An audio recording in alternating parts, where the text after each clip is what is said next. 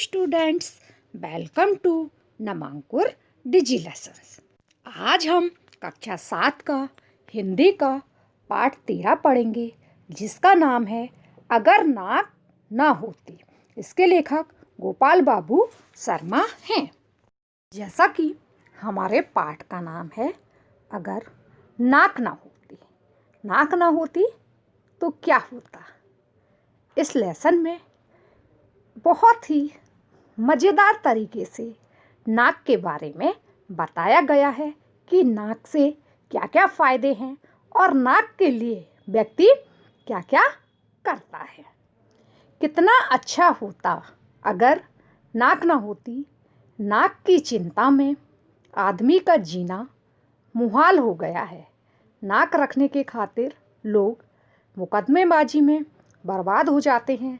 कर्ज लेकर भी ब्याह शादी भात छौचक आदि में अंधाधुंध खर्च करते हैं। जन्म पर ही नहीं, मृत्यु पर भी दावत खिलाते हैं। खरीदने की औकात न होने पर भी महंगी किस्त देकर टीवी, फ्रिज, कूलर आदि ले आते हैं, क्योंकि नाक नीची होने से डरते हैं। लोग अपने धाक जमाने के लिए नाक ऊंची रखते हैं। नाक के कारण आदमी को नाक को चने चबाने पड़ते हैं।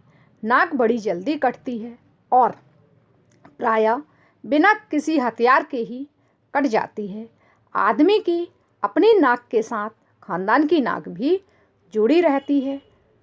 कभी कोई ऐसी वैसी बात हो जाए, लड़का घर से रूठ कर भाग जाए, कोई झूठा मूठा इल्ज़ाम जान को लग जाए तो अपनी ही नहीं पूरे खानदान की नाक कट जाती है। यह भी एक मनोवैज्ञानिक सत्य है कि जिनकी नाक कट जाती है, यानी जो खुद नकटे होते हैं, वे दूसरे को भी नकटा देखना चाहिए। मतलब यह है कि नाक आदमी नाक के खातिर कुछ भी कर सकता है। नाक नीची ना हो इसलिए वो दिखावे वाली शादियां करता है, भले ही उन शादियों के लिए उसको कर्ज लेना पड़े। मामा है जैसे कि वो अपने भांजे भांजी की शादी में भात मतलब बहुत सारी गिफ्ट्स वगैरह जो लेके जाता है उसको भात बोलते हैं। भले ही मामा के पास पैसा नहीं है, पर इसलिए कि मेरी नाक ना कटे तो वो खर्च करते हैं। किसी बच्चे का घर में जन्म हुआ, पैसा नहीं है तो भी उसका जन्मदिन मनाते हैं। घर में किसकी मृत्यु हो गई, नहीं है पैसा तो भी कि पड़ोसी ने ऐसी रसोई करी थी तो हम इससे भी ज़्यादा करेंगे। तो इन सब के दिखावे के लिए वो उससे ज़्यादा पैसा खर्च कर देते हैं। हमारे घर पर पैसा नहीं है, पर पड़ोसी के यहाँ एक अच्छी बढ़िया स्मार्ट टीवी ले ली है उन्होंने, तो हम भी एक स्मार्ट टीवी ले लेते हैं, किस्त से ही उठा लेते हैं पैसा नहीं होने पर। किसी पे हमें अपनी धाक जमानी है कि हमारे अंदर बहुत पावर है, ये सब दिखाने के लिए भी लोग अपनी नाक ऊंची रखते हैं। नाक के कारण आदमी को नाक को चने चबाने पड़ते, मतलब बहुत कष्ट को सहन करना पड़ता है। छोटी छोटी बातों में लोगों की नाक कट जाती है कि हमने ऐसा नहीं किया इसलिए हमारी नाक कट गई। नाक कटने के लिए किसी हथियार की ज़रूरत नहीं होती, बस कुछ शब्दों की ही ज़रूरत होती है जिनसे नाक कट जाती है। आदमी की अपनी नाक के साथ उसके खानदान की नाक भी जुड़ी रहती है कि आज हम अच्छा काम करेंगे तो हमारे पूरे खानदान की नाक ऊंची होगी। कुछ गलत काम हो जाएगा तो पूरे खानदान की नाक कट जाएगी। जैसे कोई लड़का घर से भाग गया रूठ के तो लगता है कि हमारी नाक कट गई, या कोई गलत इल्ज़ाम लग गया तो भी पूरे खानदान की नाक कट जाती। और मनोवैज्ञानिक दृष्टि से ये कहा जाता है कि जिनकी खुद की नाक कट जाती है, मतलब जिन पे खुद पे कोई गलत इल्ज़ाम लग जाता है, तो वो पूरे समय ये कोशिश में रहते हैं कि दूसरे व्यक्ति पर भी कोई इल्ज़ाम लग जाए, मतलब उसकी भी नाक कट जाए। मान ना मान मैं तेरा मेहमान की तरह जुकाम आकर पसर जाता है और नाक में दम कर देता है। नाक तब बहुत बुरी लगती है जब वह किसी शुभ कार्य के वक्त अनायास छींक मार देती है। वास्तव में नाक और छींक दोनों सहेली हैं, पर ज़्यादातर लोग उन्हें अकेले ही देखना पसंद करते हैं। एक तरफ लोग छींक की वजह से छींकते हैं तो कुछ लोग नाक में फुरैरी डालकर जानबूझकर छींकते हैं। जब आदमी का बुरा वक्त आता है या उसे किसी से कोई काम करवाना होता है, तब वह सारी हैकड़ी भूल जाता है। एक बार क्या 1000 बार नाक रगड़ता है। जब कोई गलती हो जाती है तब भी आदमी को अपनी नाक रगड़नी पड़ती है। जिन लोगों में बदले या ईर्ष्या की भावना होती है, वे भी मौके की तलाश में रहते हैं कि कब कैसे किसी की नाक रगड़वा दें। जिंदगी में हंसना गाना ही नहीं, रोना भी पड़ता है। हंसने की बात छोड़िए, पर रोते समय में आँख में आंसू आते हैं तो नाक भी उनका साथ निभाती है। बहते आंसुओं को पोंछना कोई बुरी बात नहीं होती। मान न मान मैं तेरा मेहमान, मतलब कि कोई सम्मान नहीं होता और हम उस जगह चले जाते हैं। वही हालत जुकाम की है कि जुकाम को कोई बुलाता नहीं है, वो अपने आप आ जाता है और फिर हमारी नाक को परेशान कर देता है। जब नाक हमको बहुत बुरी कब लगती है, उस समय बुरी लगती है कि जब किसी का कोई शुभ कार्य हो रहा हो और हमने छींक दिया तो लोग बोलते हैं कि अब ये काम अशुभ हो गया। हमारे यहाँ ऐसा माना जाता है कि छींकना अशुभ होता है। कोई घर से निकल रहा है और किसी ने छींक दिया अच्छे कार्य के लिए तो कहते अब मत जाओ, थोड़ी देर बाद जाना, इसने छींक दिया है। और ऐसा कहा जाता है कि नाक और छींक दोनों सहेली हैं, क्योंकि जब जुकाम होता है तो छींक भी आती है। ज़्यादातर लोग को ऐसा लगता है कि इनमें से कोई भी एक चीज़ आए, दोनों सहेलियों को कोई भी एक साथ पसंद नहीं करता। एक तरफ कई लोग ऐसे हैं कि जिन्हें छींक से दिक्कत होती है कि छींक नहीं आना चाहिए, और कुछ लोग क्या करते हैं, फुरेरी मतलब एक कोई सीख होती है, उसमें रुई लपेट के उसमें थोड़ा सा इत्र लगा के फिर उसको नाक में डालते हैं तो जिससे छींक आ जाती है। तो कई लोग ऐसा भी करते हैं छींक लाने के लिए, और कई लोगों को छींक से चिढ़ भी होती है। और कई लोग ऐसे होते हैं कि जब उन्हें किसी से काम करवाना होता है तो वो फिर ही अपना स्वाभिमान भूल जाते हैं कि क्या स्वाभिमान है, तो वो सामने वाले के आगे बार बार नाक रगड़ते हैं, मतलब बार बार उससे निवेदन करते हैं, उसके आगे झुक जाते हैं और अपना काम करवा लेते हैं। फिर ये भूल जाते हैं कि हमारा क्या स्वाभिमान है, या पहले वो बोलते हैं कि हम किसी के आगे झुकते नहीं है, पर फिर वो झुक जाते। कई लोगों के अंदर ईर्ष्या होती है, घृणा का भाव, जलन की भावना होती है, तो वो क्या करते हैं, वो हमेशा ये मौका तलाशते रहते हैं कि कब किस व्यक्ति की नाक रगड़वा दे, मतलब कि कब किस व्यक्ति को नीचा दिखवा दे। इस तरीके का भी रहता है। जिंदगी में हंसना गाना नहीं, रोना भी पड़ता है। हंसने से तो कोई दिक्कत नहीं है, पर कई बार जब हम रोते हैं तो रोने के साथ साथ नाक का रोने से भी बहुत गहरा संबंध है कि जब रोते हैं तो नाक भी आने लगती है। तो आंसू को तो पोंछा जा सकता है, आंसुओं को पोंछना तो कोई बुरी बात नहीं है। नाक से तो रोने का सारा मजा ही किरकिरा हो जाता है। गुस्सा भी बहुत से लोगों की नाक पर रखा रहता है, उनसे जरा कुछ कहा नहीं कि बिना बात नाक फुला लेते हैं। नाक में जितनी कमियां या बुराइयां हैं उससे ज़्यादा अच्छाइयां हैं, इसलिए जिनकी नाक नहीं होती वे भी नाक लगाते हैं, भले ही इस बात पर कोई दूसरा नाक बहुत सिकोड़े तो सिकोड़ता रहे। नाक रहना बहुत ज़रूरी है वैसे भी, और चेहरे पर भी नाक चाहे सारस जैसी लंबी हो या चिलगोंजे जैसी छोटी हो या चौथ जैसी चपटी हो अथवा पकौड़े जैसी मोटी, लेकिन होनी ज़रूर चाहिए। जिसके नाक ना हो उसकी कोई सूरत देखना भी पसंद नहीं करेगा, बल्कि देखकर डरेगा। भला बिना छज्जे के मकान का फ्रंट शोभा देता है, नाक हो और सुंदर हो तो सोने में सुहागा है। इसलिए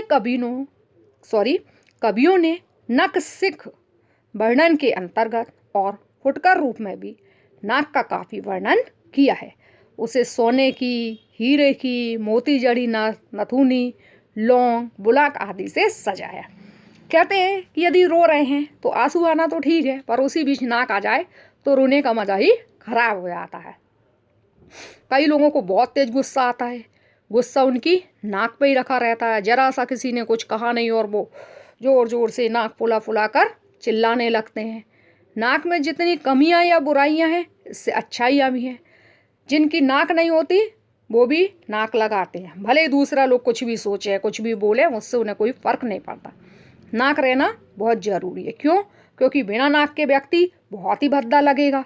बिना नाक के व्यक्ति ऐसा लगेगा जैसे कि बिना छज्जे के मकान, जिसके मकान है छत नहीं है तो वो कितना गंदा लगता है वो मकान, वैसे ही यदि चेहरे पे नाक नहीं है तो चेहरा भी ऐसा लगेगा, चाहे नाक आपकी लंबी क्यों ना हो, चिलगोजे जैसी, या चौथ। चौथ मतलब क्या होता है, गाय या भैंस का जो गोबर होता है, वैसी चपटी। पकोड़े, पकोड़े आप सभी लोगों ने खाए, अच्छे बड़े बड़े पकोड़े होते, चाहे वो पकोड़े जैसी मोटी हो, पर नाक होना जरूर चाहिए। नाक यदि है तो ही चेहरे की शोभा है, नहीं तो चेहरा नहीं लगता। नाक है और सुंदर है तो फिर सोने पे सुहागा वाला काम हो जाता है, मतलब फिर व्यक्ति बहुत ही सुंदर लगने लगता।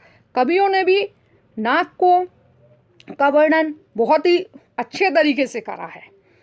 नाक को और भी ज़्यादा सुशोभित करने के लिए, सुंदर बनाने के लिए नाक में महिलाएं हीरे मोती से जड़ी हुई लौंग, नथ आदि पहनती हैं, जिससे चेहरे की सुंदरता और भी बढ़ जाती है। मध्यकालीन काव्य में नायिकाओं की नाक के लिए बहुत सी उपमाएं दी गई हैं। नाक को चंपे की कली, तिल के सुगंधित फूल से निर्मित और तलवार की धार से बढ़कर बताया गया है। यहाँ तक तो ठीक है, पर एक बात समझ में नहीं आती कि अधिकांश कवियों ने नाक की उपमा तोते की चोंच से क्यों दी है। सोचने की बात है कि ऐसी नाक किसी चेहरे पर चांद लगाएगी या दीवार में ठुके हुए उल्टे हुक सी नजर आएगी। उपन्यास कहानियों में सुंदर नाक को सुतवा नाक कहा जाता है। ऊंची और दीर्घ नाक की तुलना कुल्हाड़ी से की जाती है। छोटी और सुकोमल नासिकों को भेड़ सी नाक की संज्ञा दी जाती है। नाक शरीर का सबसे अधिक महत्वपूर्ण अंग है। अगर चित्त लेटकर देखें तो वह बात अपने आप सिद्ध हो जाएगी कि हाथ, पाँव, मुंह, कान, आँख आदि में सबसे ऊंचा स्थान नाक को ही प्राप्त है। अगर आँख आ जाए या चली जाए तो ऐसी स्थिति में काला चश्मा लगाया जा सकता है। कान कट जाए, फट जाए तो उसे कंटोपा पहनकर छिपाया जा सकता है। लेकिन अगर कहीं नाक कट जाए तो चेहरा रेगिस्तान की तरह एकदम सपाट अथवा चक्की का सपाट नजर आएगा। हालांकि प्लास्टिक सर्जरी द्वारा उसका इलाज हो सकता है, परंतु वह इतना महंगा पड़ेगा कि बड़े बड़े नक्कू शाह को भी नानी याद आ जाएगी। मतलब क्या है कि मध्यकालीन काव्य में नायिका हैं जो, उनकी नाक को कई तरीके की उपमाएं दी गई, जैसे कि चंपा की कली के समान, या तिल के सुगंधित फूल के समान, या तलवार की धार के समान बताया गया है। पर एक बात समझ में नहीं आती कि तोते जैसी, ज़्यादातर बोलते हैं कि उसकी नाक तोते जैसी है, तो ये संज्ञा क्यों दी गई। यदि किसी की नाक तोते जैसी है तो वो कितनी बेकार लगेगी। ऐसी लगेगी कि जैसे दीवार में कोई वो हुक ठोक देते हैं ना कुछ टांगने के लिए, वो हो।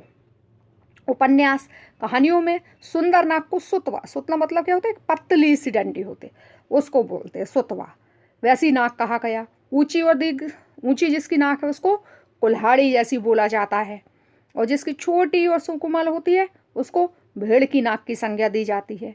तो नाक क्या है, शरीर का सबसे महत्वपूर्ण अंग है। यदि कभी हम सीधे सोते हैं तो हम देखते हैं कि सबसे ऊंची क्या दिखाई देती है, हमारी नाक दिखाई देती है। हम कई बार कहते हैं आँख आ गई, आँख आ गई मतलब आँख में कोई इन्फेक्शन हो जाता है और आँखें लाल होने लगती है, या फिर किसी की आँख की रोशनी चली जाती है। तो इन दोनों कंडीशन में क्या करते हैं, चश्मा लगा लेते हैं। यदि किसी का कान कट जाता है तो वो कान पर कैप वगैरह इस टाइप लगा कर उसको ढक लेता है। पर यदि किसी की नाक कट जाए तो वो उस नाक को किसी चीज़ से ढक नहीं सकता। उसका चेहरा कैसा लगेगा, बहुत ही गंदा लगेगा, एकदम सपाट टाइप का दिखाई देगा। उसका एक इलाज है प्लास्टिक सर्जरी, पर प्लास्टिक सर्जरी जो है वो बहुत ही महंगा इलाज है। तो उसमें क्या है कि बहुत जो अमीर लोग हैं वो करवा सकते हैं, गरीब व्यक्ति नहीं करवा सकता। कुछ लोग नाक पर मक्खी तक नहीं बैठने देते। बहुत से ऐसे भी होते हैं कि जब वे कुंभकर्ण की भांति सोते हैं तो उनकी नाक नक्कारे सी बजती है। कई लोग की नाक के नीचे कुछ भी होता रहे पर वे दीन दुनिया से बेखबर रहते हैं। ऐसे लोगों की भी कमी नहीं जो दूसरों को नाक नचाते हैं। किसी की नाक पर दे मारना भी कई लोग अपनी शान समझते हैं। कुछ लोग सचमुच नाकदार होते नहीं पर वो बनते हैं। खैर जो भी हो, नाक रहने में ही भलाई है। नाक ना होती तो खुशबू और बदबू में क्या अंतर रह जाता।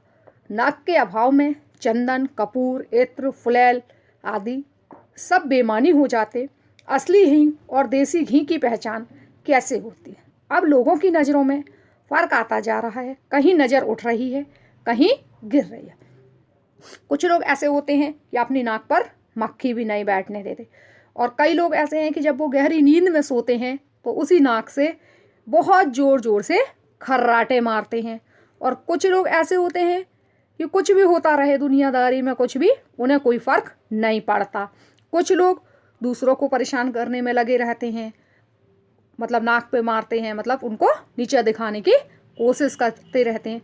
कुछ लोग सचमुच नाकदार होते तो नहीं है, इज्जतदार होते तो नहीं है, उनकी अपनी कोई ऐसी इज्जत नहीं होती है, पर वो लोगों के सामने ये दिखाते हैं कि हमारी बहुत इज्जत है। फिर भी ये है कि यदि नाक नहीं होती तो बहुत परेशानी होती। नाक नहीं होती तो हमें खुशबू और बदबू में अंतर पता नहीं चलता कि क्या खुशबू है क्या बदबू है, क्या चंदन और इत्र की खुशबू है या क्या खराब चीज़ों की बदबू है। ना तो असली हींग का पता चलता और ना देसी घी का। अब लोगों में की नज़र में फ़र्क आ रहा है। कहीं नज़र किसी की उठ रही है तो किसी की गिर रही है। इसी के साथ चश्मे की ज़रूरत भी बढ़ रही है। चश्मा चाहे नज़र बढ़ाने का हो या नज़र चुराने का, चाहे धूप बचाने का हो, अगर नाक ना होती तो बताइए यह चश्मा कहाँ ठहरता। नाक ही तो चश्मे का अच्छा खासा स्टैंड है। सिर और मुंह के बीच नाक कटलेट की भांति रहती है, पर हकीकत यही है कि इसे खाने की नौबत नहीं आती। लोग जब चाहे किसी का सिर खा सकते हैं, दिमाग और खोपड़ी चाट सकते हैं, पर नाक के साथ ऐसा कुछ नहीं हो सकता। अच्छे अच्छे चटोरों को भी यहाँ मुंह की खानी पड़ती है। नाक के और भी फायदे हैं। उच्छ्वास और निश्वास का कार्य मुंह से किया जा सकता है, पर प्राणों का आधार श्वास है और श्वास लेने का साधन नाक ही है। नाक की गड़बड़ी से आदमी नकियाने लगता है, वह नकसुरा कहलाता है। नाक हीटर का भी काम करती है, बाहर की ठंडी हवा को गर्म करके अंदर पहुंचाती है और ठंड लगने से बचाती है। आजकल पर्यावरण प्रदूषण जोरों पर है। वातावरण में व्यापक प्रदूषण को फेफड़ों तक जाने से नाक ही रोकती है। नाक में उगे बाल छन्ने और झाड़ू का काम करते हैं। बहुत से लोग मतलब साधने के लिए अपने मालिक की नाक के बाल बन जाते हैं। जिस प्रकार अंगूठा दिखाने, आंख दिखाने, दांत दिखाने, पीठ दिखाने आदि के मुहावरे प्रचलित हैं, दुर्भाग्य कहें या सौभाग्य, नाक दिखाने का कोई मुहावरा नहीं है। हाँ, यदि नाक बीमार पड़ जाए तो कोई कितना ही नक्कू क्यों ना हो, उसे भी मजबूर होकर नाक दिखाने के लिए किसी नाक वाले डॉक्टर की शरण में भागना पड़ता है। कहते हैं कि यदि नाक नहीं होती तो हम चश्मा कहाँ लगाते। चश्मा हमें कई कारणों से लगाना पड़ता है। आँख कमज़ोर है तो भी लगाना पड़ता है, धूप से बचने के लिए लगाना पड़ता है। तो नाक एक तरीके से चश्मे के लिए स्टैंड का काम करती है। कहते हैं कि नाक कैसी है, कटलेट की तरह है, बीच में है। हकीकत है कि इसे कोई कभी खाता नहीं है, इसको खाने की नौबत नहीं आती। जैसे हमारी कुछ कहावतें हैं, सिर खाना, दिमाग चाटना, पर कभी हम ये नहीं कहते कि उसने हमारी नाक चाट ली है ना। इस तरीके का कोई वर्ड हम यूज़ नहीं करते। नाक के और भी बहुत फ़ायदे हैं। नाक जीवन का सबसे बड़ा आधार है, क्योंकि हम नाक से ही सांस लेते हैं। नाक हीटर का भी काम करती है, बाहर की गर्म ठंडी हवा को गर्म करके अंदर भेजती है। नाक में बहुत से बाल होते हैं जो कि एक तरीके का फिल्टर का काम करते हैं कि वो धूल के कण वगैरह को नाक के अंदर नहीं जाने देते। कई लोग भी होते हैं, मतलबी टाइप के जो लोग होते हैं, वो किसी दूसरे से काम करवाने के लिए एक तरीके के नाक के बाल का काम करते हैं कि वो उनको परेशानियों से जब तक बचाते रहते हैं जब तक कि उनका अपना मतलब ना सट जाए। कोई कितना बड़ा भी हो, जब उसको जुकाम होता है तो वो डॉक्टर को नाक दिखाने के लिए जाता ही है। Thank you students.